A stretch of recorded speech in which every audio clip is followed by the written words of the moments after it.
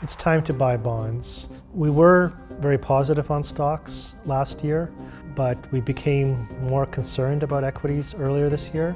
So I expect the stock market to decline over the next 6 months and ultimately for the US economy and much of the world to enter a recession.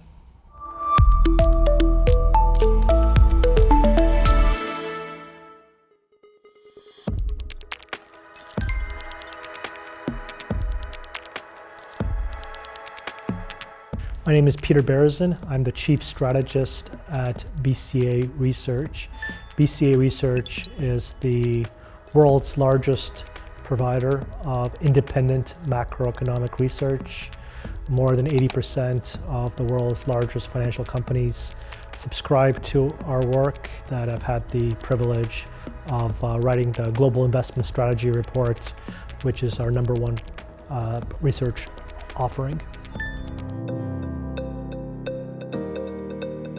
We were very positive on stocks last year. We expected inflation to fall, but for unemployment to remain low. But we became more concerned about equities earlier this year. And then just a few weeks ago, we turned bearish. So I expect the stock market to decline over the next 6 months and ultimately for the US economy and much of the world to enter a recession.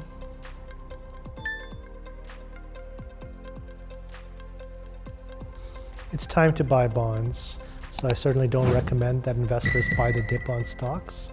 But if bond prices go up, that would be exactly what one would expect in an environment of slowing economic growth, and ultimately one in which the Fed, I think, will be forced to cut rates much more aggressively than what the market is currently discounting.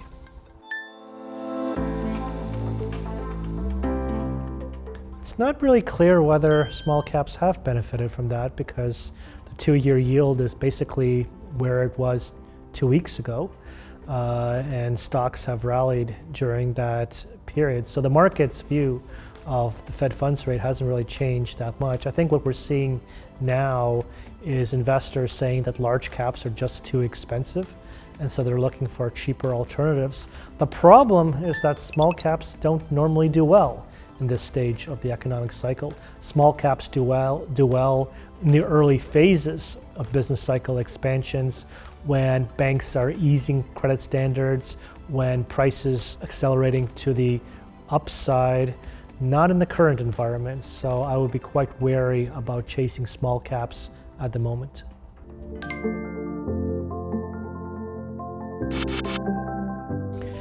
Well, I've been thinking about markets and macroeconomics for 25 years, from when I was working at the International Monetary Fund to when I worked at Goldman Sachs on Wall Street.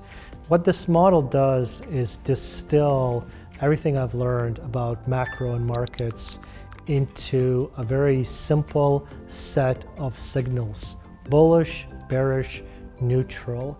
And historically, if you look at the performance of this model, it has done a very good job of predicting the direction of financial markets. Now, every environment is a little bit different from the previous one, so there's no guarantee the model will continue to do well, but we've constructed it to be as objective, unbiased, and forward-looking as possible. So I'm quite confident that anyone who uses this model will be able to improve their investment decision making.